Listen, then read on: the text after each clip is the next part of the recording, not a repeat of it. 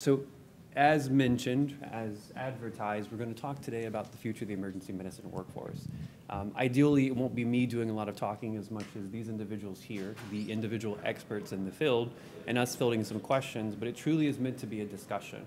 And so before we get started, I'll mention that to my knowledge, we don't have any relevant disclosures associated with the work, but I do want to start with a brief outline. So with any didactic, as in particular anything here at SAEM, we'll go through some learning objectives, the things that I think you can and should walk away when you have the opportunity to leave today after hearing the conversation, hearing about the works.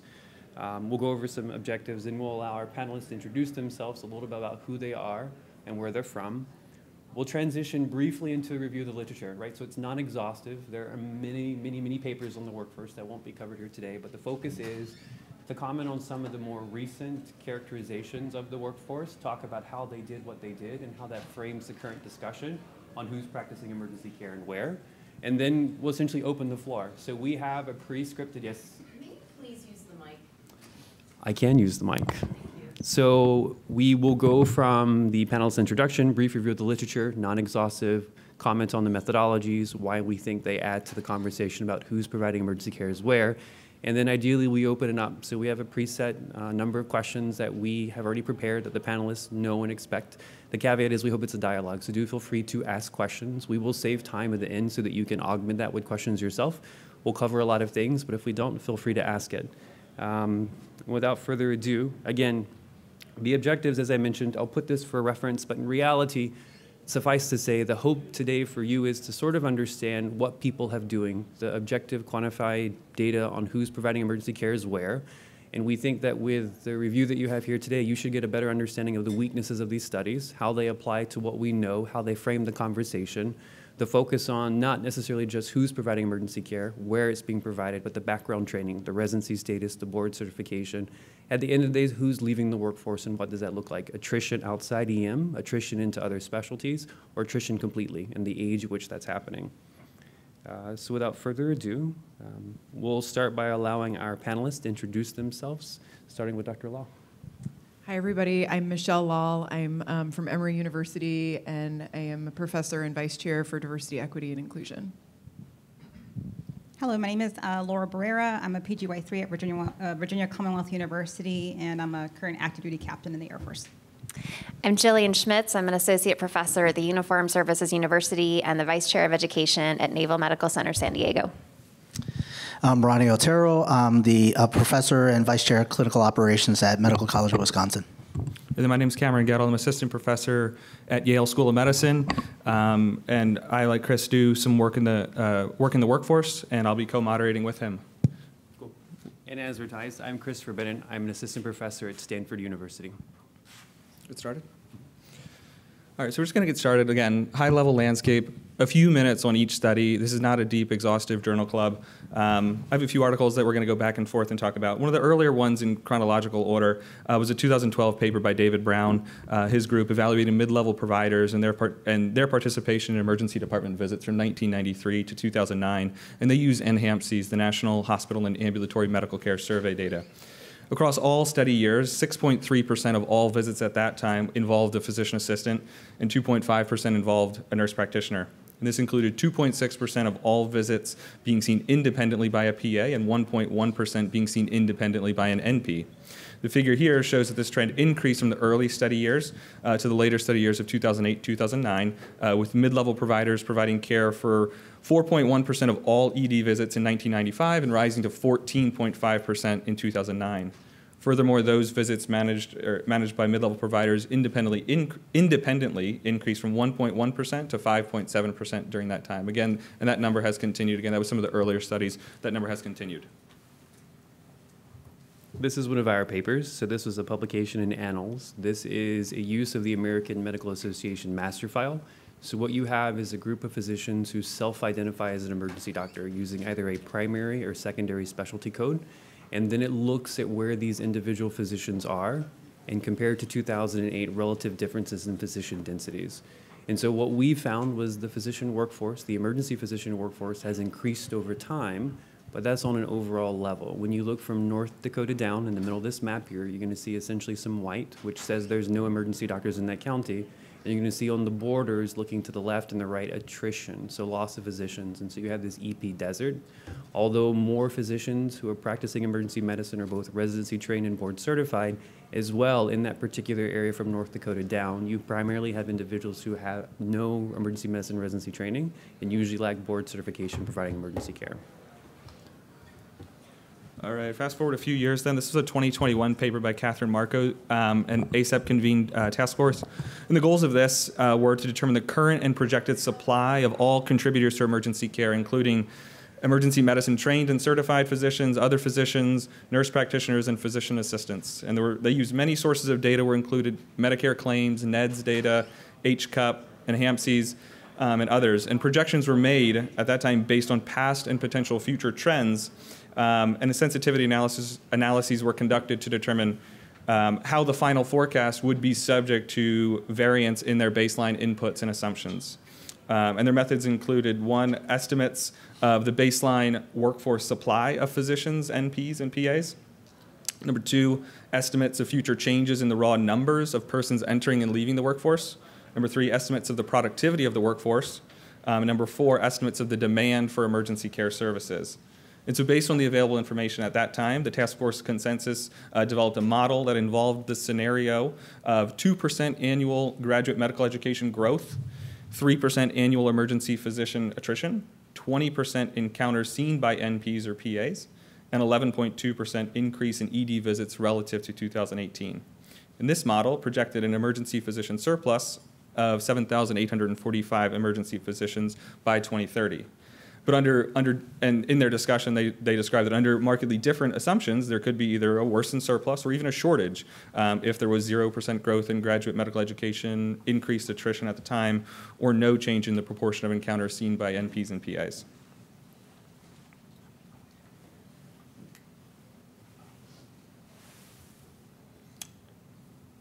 And this was a study that my group did in response to this, response to the prior paper. And it was largely based on anecdotal experiences that we were having in talking to colleagues and seeing colleagues in COVID particularly stressed and leaving the workforce, going to non-ED settings and practicing outside of the emergency department. And so we published this later in 2022. And with this is a Sankey diagram here. It shows the number of physicians exhibiting temporary attrition, TA, PAs, permanent attrition, and brand new entering and re-entering the workforce. And so we used Medicare claims data publicly available from 2013 to 2019 of emergency physicians that had at least 50 billed services in any study year. And that was, again, consistent with the prior work. And so we calculated entry and attrition. Permanent attrition are those who were in the workforce 1 year and then were not in the workforce in any of the remaining years. And that was permanent attrition. Temporary attrition are those who came back into the workforce at some point. And so from this, we had 4 key findings. APPs made up, at this time, again, this was several years after that original study that I talked about, but APPs made up an increasing part of the workforce, 20% in 2013 and about 26% in 2019. And then respectively, emergency physicians composition within the workforce was about 68% in the early years and about 65% in the later years of all emergency clinicians. Second, about 5.3 to 5.7% of emergency physicians left the workforce annually, and this included about 4 to 5% annually that exhibited permanent attrition, and about an additional 1 to 1.5% that exhibited temporary attrition and came back in a later year in the workforce. And that was markedly greater than some of those assumptions that I showed on the prior slide. Third, emergency physicians comprised less than half of the rural emergency workforce. It was largely non-emergency physicians and APPs comprising the rural designations. And then fourth, there was substantial state-level variation, which we describe further in the paper, regarding the supply and demand, particularly emergency physician densities. There are states in 2013 that were in the lowest quintile of emergency physician density per 100,000 population, states like Alabama, Nevada, and Idaho. And by 2019, their densities actually decreased even further, and so those patients had less access to emergency physicians. And compare that to states that were in the highest quintile in 2019, states like Pennsylvania, Rhode Island, Michigan, that even had more emergency physicians go to those areas, and they actually had a 20% increase in density by those years. And so significant disparities across the states that we identified in this work. I got one more here. And building upon that work, we published this in Academic Emergency Medicine in 2023, presented this last year. This was a little bit more of a deep dive in using that Medicare data that we had before. We collaborated with ABEM, and their data had robust NPI level date of birth data, as well as residency graduation date data. And within this sample, we had about 36,000 unique emergency physicians were the analytic sample. And we found at the time of attrition from the emergency medicine workforce, female emergency medicine physicians were about 12 years younger in comparison to male EPs. And second, the median age across the time period from 2013 to 2019 decreased substantially for males 59 to 54, and for women 46 to about 44, which is markedly earlier than physician retirement, that's been stated in the literature of 60, a rough estimate. Third, among those approximately 2,500 who did exhibit attrition, they left the workforce, females left the workforce approximately 7 years before their male counterparts. And within 5 years of residency graduation, 1 in 13 males and 1 in 10 females were prospectively identified to leave the workforce. So this is a violin plot, which I think is the most underrated plot in all statistics. This is one of our papers that was published in Annals as well. And so what I'll draw your attention to on the graph, you're going to look from left to right, and the individual dots are going to comment on number of programs at a certain area of population density. The take-home being there is the density of programs over time has increased in areas that are already dense. Said differently, new programs are added to areas of the country where you already have a density of programs. They're not added to areas where there are no programs. They're not added to areas where there's lower population densities. This uses the American Medical Association master file. It's matched with ACGME and AAMC and AME data on resident physicians. It's specific to residents in training. We stratify by 3- and 4-year programs, and essentially to say the resident workforce has grown, but it's growing in areas where you already have more emergency medicine residents. It's not necessarily added to areas where you have either an unmet need for training programs or an unmet need for emergency residents. And then another one. This is a reflex paper in response to a couple of articles about the growing role of private equity in academic emergency medicine. And so again, this is just going to be look from left to right. So it's the total number of programs over time stratified by 3 and 4 years, and essentially looking at the proportion of those that are affiliated with a major teaching hospital. So this is using SAEM data. It's using the National Emergency Department Inventory, which is a representation of non-federal hospitals in the country. So we're going to miss some folks in the VA. We're going to miss some folks elsewhere. But it's essentially to say over time, the number of residency programs that are affiliated with a teaching hospital has actually decreased in terms of total proportion. When you stratify by the most recent 5-year programs, that proportion is even lower. Then what's not shown here, but what's shown in the paper is when you look at the individual programs by those that have a major teaching hospital affiliation or not, you can see that they don't necessarily meet common program requirements. So they're not PCI centers, they're not stroke centers, they're not STEMI centers, they're not trauma centers, and the visit volumes are lower than common program requirements, which increases the suspicion that recently established programs, more often than those that are older, may be at jeopardy for being on probation, but also have potentially different training environments. And final article here, building upon what Chris just said, this was an article by Carl Prixadis out of Stanford and Michelle Lin of UCSF. And they looked at the 2023 match. You may be familiar with this. They conducted a cross-sectional observational study and assessed program-level characteristics associated with having unfilled PGY1 slots pre-SOAP in the 2023 match. And they used publicly available data from NRMP program results. Program characteristics assessed included program location, length, age, ownership structure, among others. And they reviewed each program's primary clinical site on ACGME accreditation data system, and then also had emergency medicine employment database and ownership structure through IV clinicians data. They found that the NRMP reported 276 emergency medicine programs participated in the 2023 match, and collectively accounting for a little over 3,000 PGY1 available slots. Within that year, you may recall there were 554 unfilled PGY1 slots across 131 unfilled programs. And the key takeaway was they found that unfilled positions in 2023 were more likely at programs that were unfilled in 2022 in the year prior, smaller in size, less than 8 residents per class, located in one of 2 particular regions, Mid-Atlantic or East North Central, and or were corporate owned. So with that sort of high-level overview, we want to get to sort of the panel part and sort of have the discussion and sort of bring in the audience here. And so sort of, 1 second, let me just pull that up.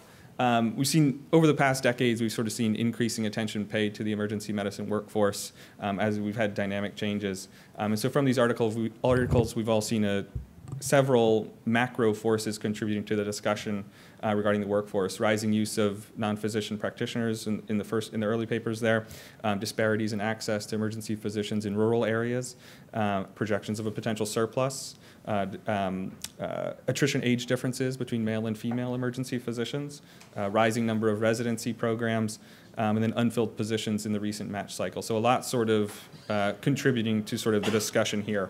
And a lot to unpack. And so the hope is that some of these articles and some of the other ones as well on the topics can help sort of understand our current state of emergency medicine and then sort of the future workforce as well. We did intros a little bit earlier. So we have a list of several questions that we sort of thought about ahead of time. We're going to start off with a few questions to the panel. But if anybody has questions as well, of what your own experience or sort of the articles that we presented, just feel free to raise your hand, ask a question throughout. Hope is that this is generate dialogue. And so the first question, sort of threading the needle on a few of those topics, sort of underlying, we've all sort of read the Medscape reports and sort of talks of emergency medicine and burnout. And given the potential risk for burnout, this question's for, I think some of the people we have are Michelle and Ronnie and Laura listed here. What proactive steps do you think residencies and residents could take to maintain work-life balance and ensure career longevity? I'll start since I got the microphone. So I think that's a very key point. I think you started off with a work-life balance, and I think that's key. Programs need to look at what they are currently doing for work-life balance, whether they have a structured program for residents to engage in, things to offload some of the workforce issues that they're having in terms of their workload. I think scheduling limits, other productive activities that don't necessarily mean going after a shift to a bar. I think those are very important. Those have really been shown to engage residents. The sense of community is also incredibly important in reducing burnout. And I think some residency cultures have really kind of capitalize on this, and I think that's something that's very important. It's hard for a residency program director to mandate that. It has to come from the residents as well. So the leadership that is behind this, giving that opportunity to grow that community, to grow flexible schedules, and also provide activities that will also allow people to have some more work-life balance, I think is key. I think, to your point, I think a sense of community is one of the #1 things, and also having support from your leadership. I have spoken to many, many residents that feel like they don't have support from their leadership. Their leadership is not checking in on them, seeing how they're doing. We all know residency is very, very tough. One of the big things that I hear, one of the #1 things that I hear from my co-residents and from medical students who are visiting and trying to interview is that they say that their department cannot run without residents. Well, it should. It's a shame. It should, right? It should, because you should be, as leaders, as attendings, you should be supporting your residents. And if they can go on a retreat, you are the one that's taking care of the emergency room, and you are able to help support them in that view. And they feel that. It's palpable, and they feel it. And you're right, it needs to come from the residents too. And as that, we're a team, we're family. So that is a huge, #1, that is a huge thing, just the support from the leadership. And then the attitude wanting to come to on shift. We have a hard job. Just having a great attitude, doesn't even matter what's going on shift. Having that good attitude, wanting to teach, is incredible. Your words mean so much. Your attitude goes a long way towards our attitude. So that is important. Yeah, so I'm going to take a little bit different angle on this. So shout out to Dave Liu, my colleague and collaborator there. But we've done some work looking just at the resident population. So for the residents in the room, if you've taken the survey after your ITE, many thanks, because this information is important. And in recent years, we've really been looking at the impact of mistreatment while you are at work on your professional satisfaction and your burnout. right? And I think there's no secret that if you are mistreated in your workplace, whether that is by patients, patient families, other staff, peers, or faculty, your burnout rates are higher. And even more alarmingly, your thoughts of suicidality are higher, right?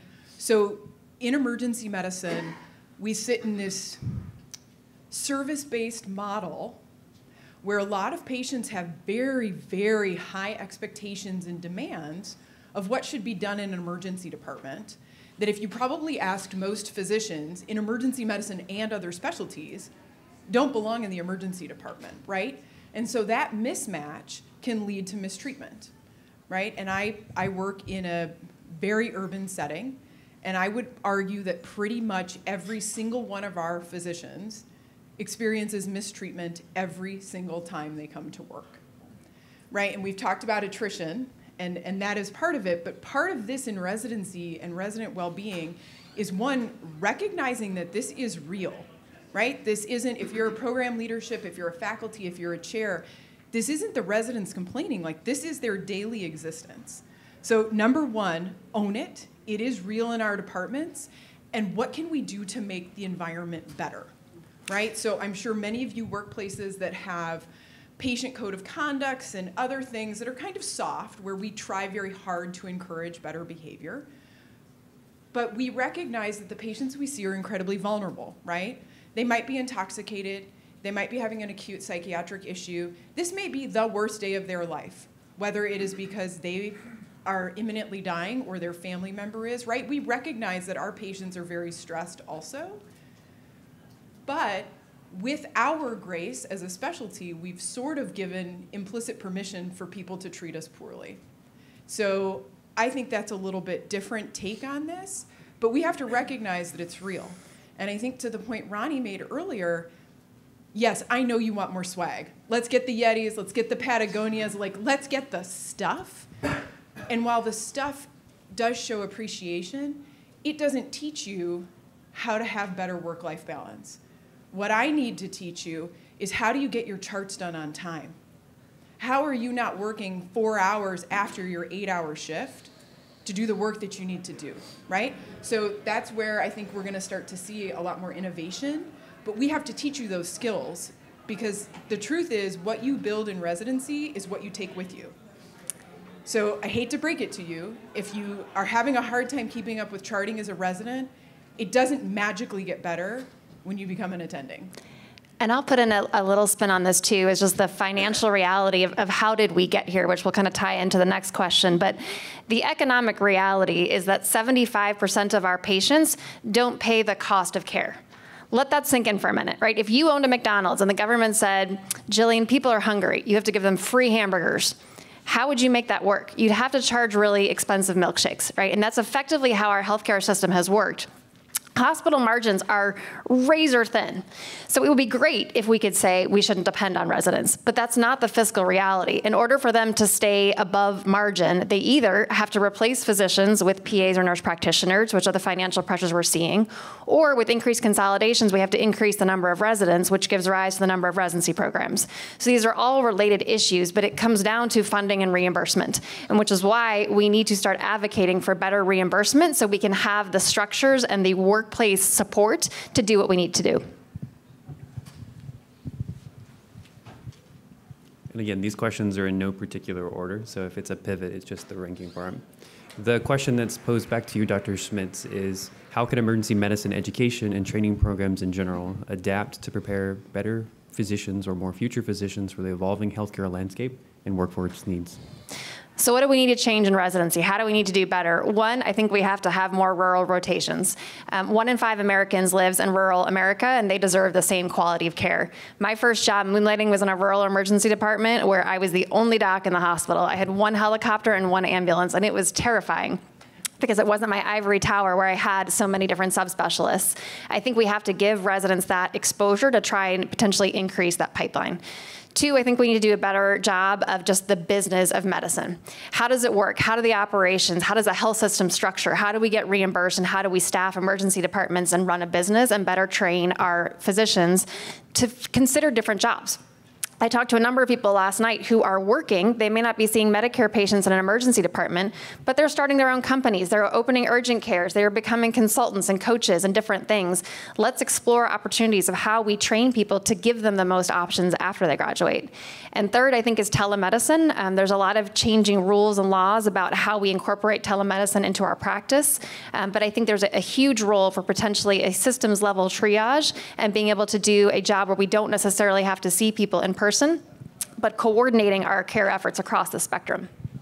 I want to agree. We at VCU, we have a freestanding emergency department, and it is fantastic. It's you with another attending, and you are by yourself. Now, granted, we're only about 20 minutes away from the mothership, but it really makes you feel like when you are the only physician that's there, you are making the decisions, making important decisions like whether to transfer, whether not to transfer, which are decisions that you're going to have to make when you're working in a rural community. Telemedicine is another huge thing. A plug for our EMIM at VCU, they do something called proper care. Patients that we see in our emergency department, they follow up with them. And it's mostly our EMIM, but I've always thought that as emergency physicians, it's something that we could implement. It's a telemedicine in general, and we are good at that. That's what we can do. I think further training on that would be important. So yes, I agree with you, Dr. Schmitz. Yeah, and if I could just add on that, I think the telemedicine part, obviously we've heard about it. We've started incorporating it into our practice, but now it's really going to have to come in at an earlier stage, learning how to perform a virtual physical exam. That comes into medical school. First year residents have to learn that plus efficiency. So this may actually help with the efficiency aspect. And I think one of the things I looked at when I was talking about my operations team is a lot of residencies do give feedback on the number of patients seen per shift, but very few programs actually teach residents how to become more efficient. They don't give them tools of like, how do you triage? Like once you have a set of like 8 patients to see, who do you see first? And those are very important tools that you have to have in residency. And the better you get at it, the more comfortable you feel in that environment. So I think those efficiency skills are something that really should be taught in all residencies. So I think that's where we're headed. Great. Thank you. And Jillian, you brought up critical issue there that we talked about, rural emergency medicine. I think that's sort of what we saw in some of these papers here throughout, the disparities, rural access. And I want to sort of continue on that about sort of the innovative solutions that can be applied to that. There's active ongoing discussions federally and state level about requiring an emergency physician to be present. That's sort of ongoing right now. How do we sort of, or what do you sort of think about recruiting and retaining people in those settings?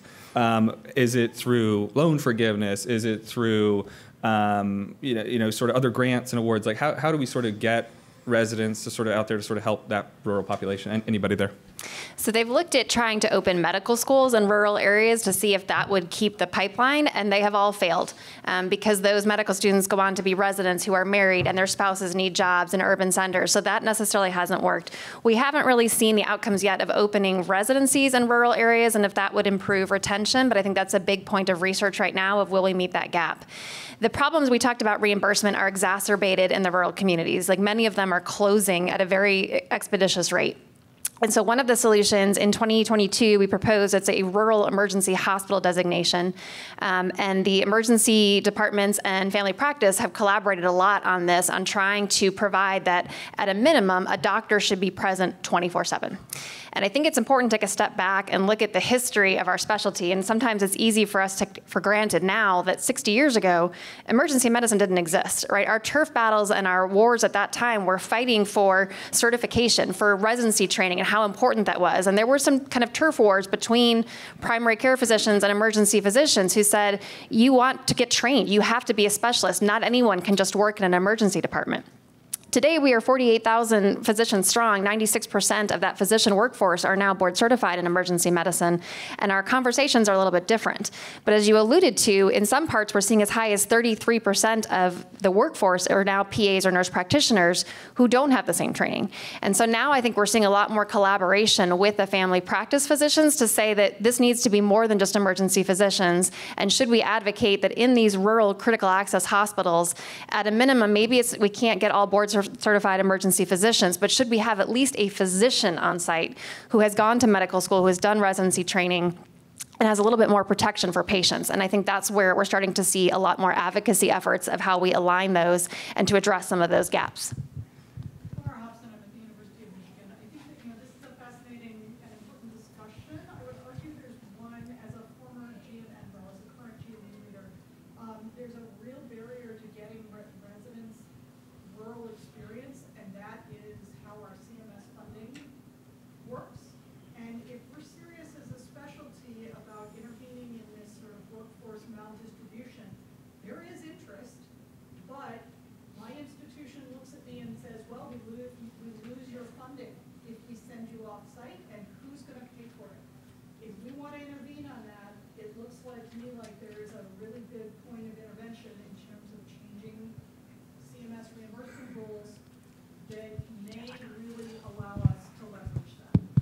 That's a great point. I think one of the things that we're looking at, specifically rural emergency hospitals, is there is CMS funding for these places, and they even are funding training, but in primary care, not in emergency care, and even for EMS. So I think that's what, and I know ASAP is working on that to lobby for funding for emergency training in those sites. So that that is kind of is borne by ASAP. I see a hand back there.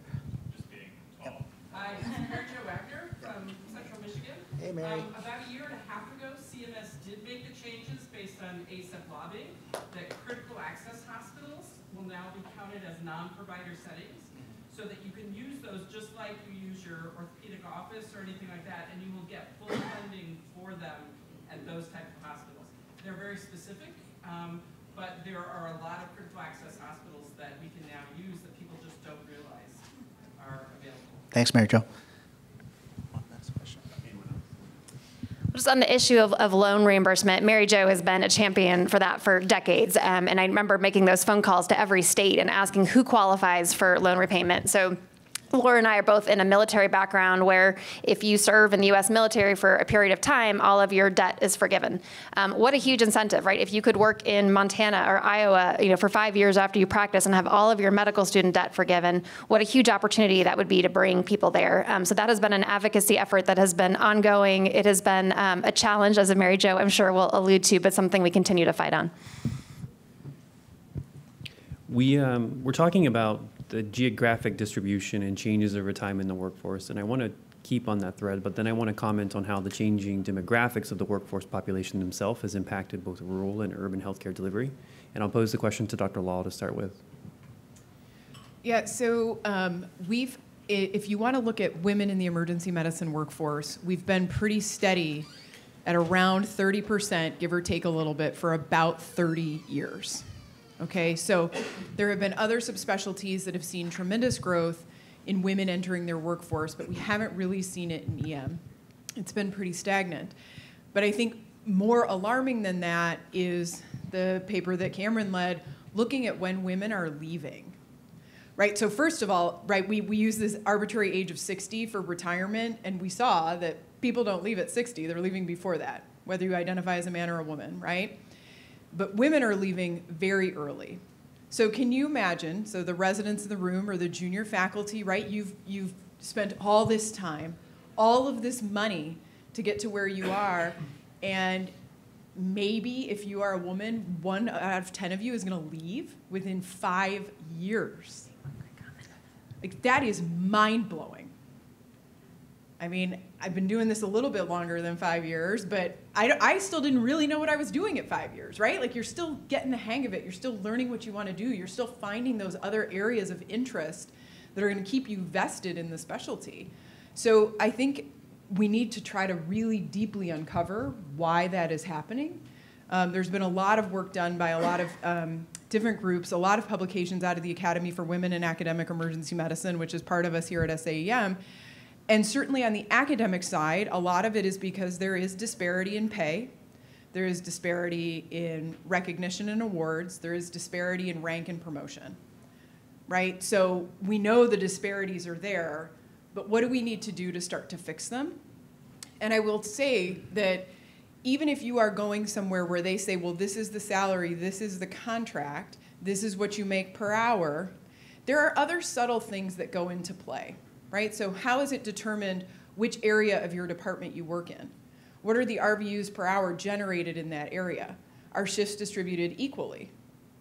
Maybe, but do they know? Have they looked? How are bonuses calculated? What happens if you take a personal leave, right? How do all these small things factor in to bias and inequity? And my hope would be that you take it to your chair, you take it to your division director, you take it to whoever, and they look at it and they say, you know what? It is equal. That's a win. But we know from surveying and from pulling data that right now that's not the majority of places. One of the limitations of the study and the methodology, though, is that the presumption is that if you're not seeing Medicare patients, you are no longer working. I have not seen Medicare patients in 10 years, and I can guarantee you I'm working very hard. She will not be seeing Medicare patients next year, and I guarantee you she is not leaving the workforce. In the AMA master file, there's almost 3,000 physicians who are actively practicing but aren't seeing Medicare patients. So the question is, where are they? What are they doing, right? And that's what we need to get a better grasp on.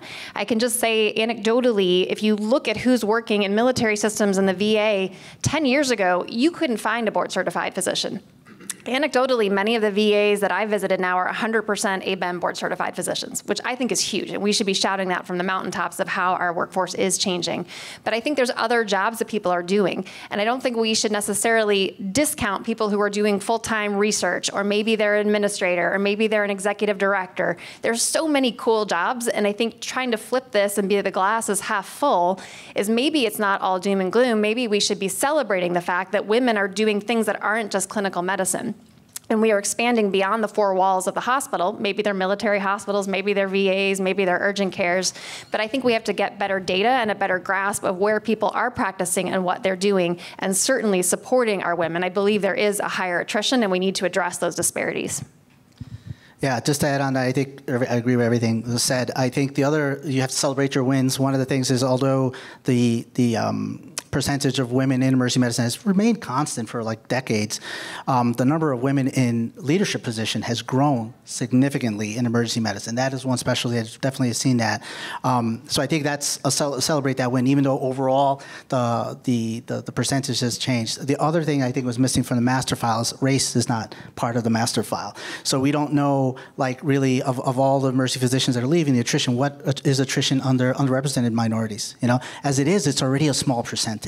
Right? How long do they last? You know, so that's something we don't know. So there are a lot of unknowns as well. And I think in residencies, a lot of residencies have women in EM, Feminine. I know VCU has it. I keep mentioning VCU. I'm biased, excuse me. But just having that support in residency, starting it, is huge. We have so many strong female leadership, not only in as a faculty, but just amongst us as co-residents. It really makes a difference. And having that support, having that friendship from the very beginning will make your career. So if you don't have that in your residency, I strongly encourage you to look into it, maybe bring it to your residency. We have this next question here tagged for Jillian, but anybody's welcome to comment. And it sort of pulls in one of the earlier threads that we talked about with advanced practice providers, non-physicians, and sharing insights on how they can reasonably be integrated within emergency departments, see patients independently. We talked about rural, but sort of thinking broadly as well. And there's also sort of changing landscape of reimbursement as well. There's 85% being reimbursed if they're being seen independently by a PA or an NP versus 100% if being seen by emergency physician. And so how does that sort of weigh into hiring potentially for new residents sort of graduating kind of thing? So any sort of integration of APPs would be great. Yeah, I mean, I think the cat's out of the bag. I don't think we're ever going to go back to a place where there are not NPs or PAs in emergency practice. And I think if used appropriately, they can really help extend your workforce, and they can be wonderful to work with. I think they require adequate supervision. And I think that is the biggest problem, is how we define supervision. ASAP has tried to get a grasp on this and defining, direct supervision versus indirect. But to your point, people in hospitals are incentivized by reimbursement. And so if a physician sees a patient, they can collect 100%. If a PA or NP sees a patient, they collect 85%. It used to be, 10 years ago, if you just checked the box and said, I attest that I saw this patient with PA, whoever, you could say you got 100%. And then they changed it and said, well, your medical decision-making has to show that the physician was actually involved. They can't just check a box. The rules as of this year have changed that now the physician has to document at least the majority of the encounter. So what does that mean? If you have a PA in triage and they're doing the entire H&P and you're just doing the medical decision making, depending how CMS interprets that, the physician is no longer doing the majority documentation, and that may now get downgraded and billed at 85%, which means there may be some incentive for hospitals to hire less PAs and Ps if they want to maximize their billing. So I think we haven't seen how that's all going to roll out yet. But I think with appropriate supervision, there is a great collaboration there. It's just a question of how you define supervision. Some hospitals will say, well, I'll review 10 of their charts afterwards. Well, to me, that's quality assurance, right? But that's not supervision. Direct supervision, as we've defined it, is I see every patient that they see, much like I work with my residents. Indirect supervision would be that you have a discussion real time. You've heard about the patient. You might scroll through their vital signs, whereas quality assurance is I'm reviewing the charts afterwards. And I think there's a lot of opinions out there in emergency medicine over how we define what is adequate supervision. Yeah, I think the other caveat in terms of APPs is interesting. In the articles you selected, you saw the percentage of PAs was higher than NPs, but that's rapidly changing. NPs are graduating very quickly, and it's a different skill set. So I know many programs already have like an AP or an APP, emergency medicine fellowship training post-graduation. And I think that's going to be growing because the complexity of emergency care isn't getting simpler. It's getting only more complex. Acuity is going up. So I think that's something that I think in the future, how residency programs are going to manage this, my hat's off to you, because it is going to be kind of a, a dual distinction, right? You're going to train residents, and then are you going to train APPs? But that's how you have to look at it as well, because if you're going to supervise them, you got to make sure they have the skill set necessary to take care of the acuity. What was a level 3, years ago, as you know, that the whole AMA coding of things have changed, was probably a level 4 before. And some of those level 3s were fairly easy, and some of them are like chest pain evaluations, and they have to know the nuances of when to order a D-dimer, et cetera.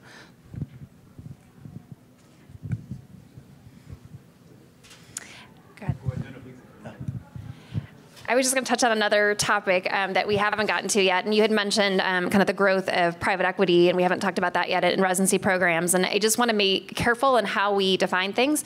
So just because a hospital does not have a rotation associated with a major teaching university does not mean that it's necessarily private equity, right? There are a number of for-profit hospital systems. HCA is the largest for-profit hospital. They're affiliated with dozens of residency.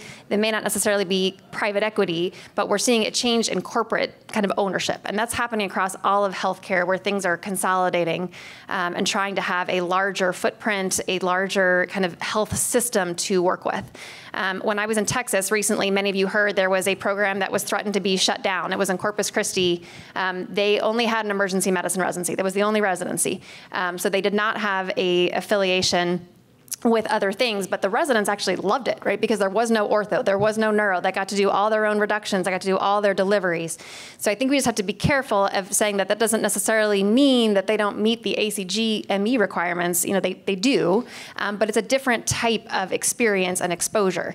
And I think the reasoning behind that was that many people in the ACG-ME felt most graduates, when they finish residency, are not necessarily practicing in an ivory tower, right? Many are going to go into community practice. We should train them with the ability to practice in that environment. And so because out of that became a growth, and well, let's start some community programs to give them that exposure. So now you have these traditional, more university-affiliated programs. You have some community, you have some hybrid of both, but everyone is trying to address that question and the gap of providing excellent patient care. What I don't think we have a whole lot of information yet is on patient outcomes, and is one training method better than another? Does it matter? Is there a combination of both? And neither one of them are doing a great job of addressing that rural disparity that we talked about earlier. Yeah, I think the other thing we haven't discussed yet is unionization, right? So it's coming. You went there, huh? I did. I went there. Sorry. Right, but what is that really going to mean? And there are certainly some places that have already done it, and the change, particularly when the residents have been unionized at the GME level, is tremendous. But I think there is opportunity for all of us to learn from that model, and it all comes back to people and time, right? How many people do we have to work the shifts, and how much time do they have left over, right? So when you look at some of the residency programs that have unionized, they essentially have 2.0 FTE above what they need so that they can allow for work hour differences, for leave, right, for vacation, for other things. So, right, you are probably going to pay people less because you need more people to accommodate for new rules, right? So it's still new. It's not perfect. I know I was speaking to a DIO earlier today they've been entering this negotiation, and they've been in the collective bargaining phase now for over 4 months with really no ability to agree on anything. So, as this is coming, recognize it's probably years to get your group unionized properly and to have the right kind of agreements go back and forth. And I'm certainly no expert in this area, but I do think there has been some kind of lay press that, well, if we were all just unionized, if we all had these strict rules, it would be better. And I just want to caution that while it might make some things better, it is probably not a long-term solution to creating a healthier workforce for us. You didn't ask the question, but since you went there, I'm going to go. So one of the questions I know I was going to talk about is like policies. And I think one of the things that really hasn't been addressed is like what policies are going to be put into place to cope with boarding. CMS has been looking at this about efficient care. So what the heck does that mean? And I think it's important that CMS and other regulatory bodies look at this and really capture that. What is it like? Will CMOs be held to the standard of like minimize your boarding to whatever a left not seen below 1%, you're boarding less than 2%. Those things aren't out there yet, and I think that's something that should be coming in the future. I think many health systems are crippled by this, but nothing really has been placed in policy. And I think the policymakers looking at this, and senators are actually proposing bills right at this time, none of them have passed yet, but I think that's where we're going to see a lot of movement politically. I think the other thing that I learned that I did not know until I started publishing on Workforce was how new programs get started. So many of you are familiar with the cap, right? If you were an institution, you've had emergency medicine forever, you were capped at a certain level, and aside from a few rural hospitals, you couldn't go above that cap. But if you're a new hospital, I'm a community hospital X, and I want to start residencies, and I am maybe a for-profit system that wants to invest in resident education, I can build as many residencies as I want. And I can grow, and my cap is set 5 years after the day that I start. So if I'm going to start residencies, I'm going to do emergency medicine first. Why? Because it's the easiest residency to start right now. Other specialties have specific criteria that are very rare diseases. We don't have that in emergency medicine. We don't have a diagnosis when people come in the door. We have an undifferentiated, very common chief complaint, abdominal pain, shortness of breath. So how do we relook at those standards? So we can't control the workforce. We can't cap the number of programs, even though I know a number of people feel like we want to say we don't want to exceed this number. We physically can't do that because of antitrust laws.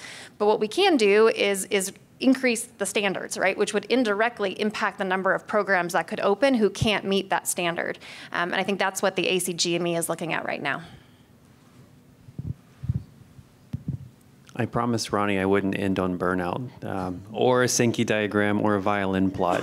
I asked the question, I go into shift, I took a red eye here after my flight, and the end of my shift, I was sitting with this very elderly lady, and we were talking about her horse riding skills and how she should probably stop at 90.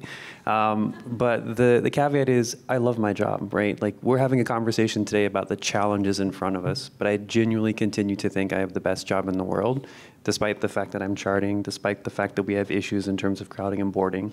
And at the end of this, before we open it up to questions, I wanted each of you to tell me what it is that excites you the most about where you are and the future of what emergency medicine looks like. Dr. Lal, I'll start with you. Yeah, so I work at Grady Memorial Hospital, which is one of the last true county hospitals left in this country. And when I go to work and I get to see a patient who wants to tell me about that they were a Grady baby and that today I'm going to save them at Grady, but when they die at Grady, it's going to be okay, is like priceless, right? And I have worked in other places, and I have never seen a love for a hospital like the people of Atlanta have for Grady. And it is a really special thing, and a Grady hug is priceless. And we break a lot of really bad news really often to people. And to have families come back and say, that must be the worst part of your job, but thank you for trying. and hug you is priceless.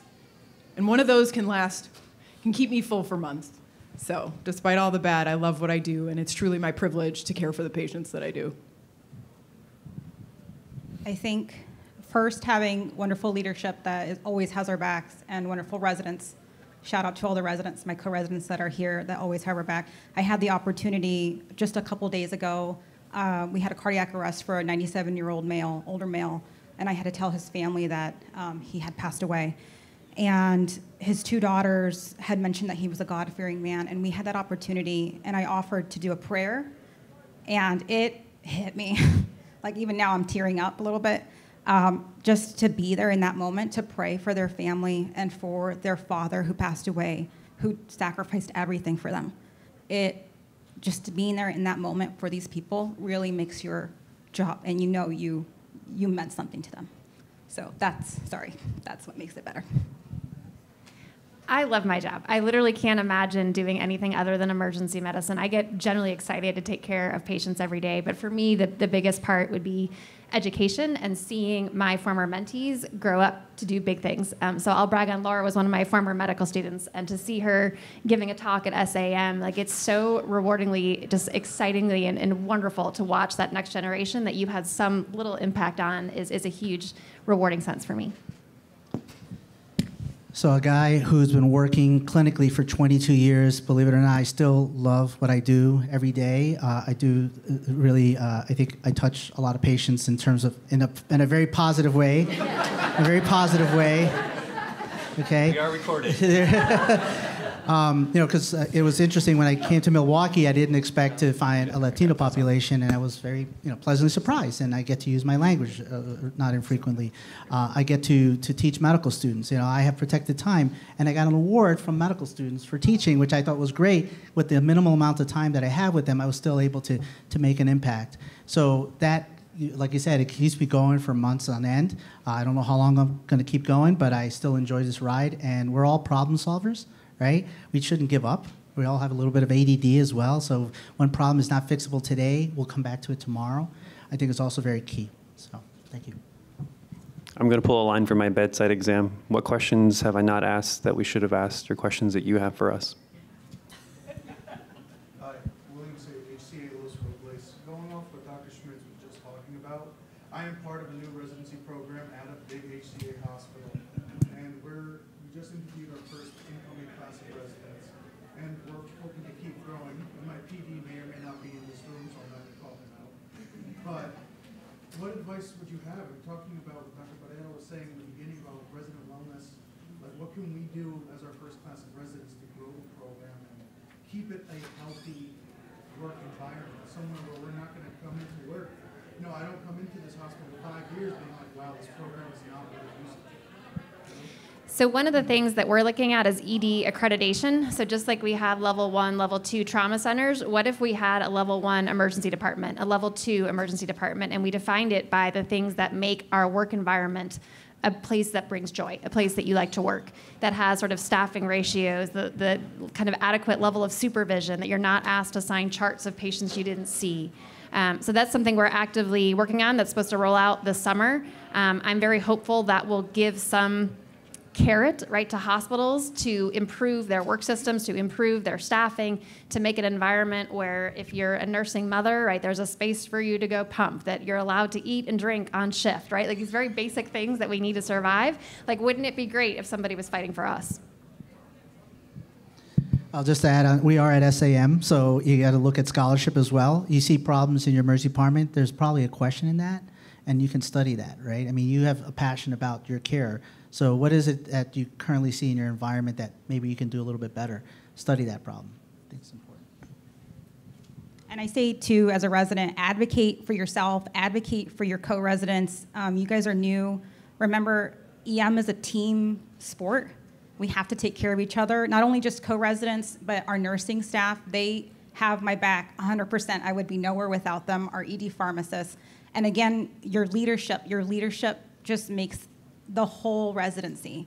And if they have your back, you are willing to do anything for them. And it's a huge win, not only for you, not only for your education, but for the people that you're taking care of, because you know that you have someone behind you, someone supporting you, and then you go into that room and you say, hi, my name is Dr. Barrera. I'm the ER doctor here. How can I help you? And you know you mean it. It's words that you actually stand behind. Yeah. Other questions?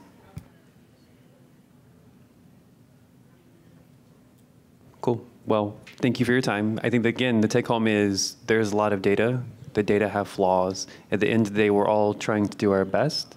The caveat to all of this data will be important as we frame the conversation, and each of you have a responsibility to contribute to that. So we're asking questions. We hope you'll help us give answers. Enjoy the rest of your day.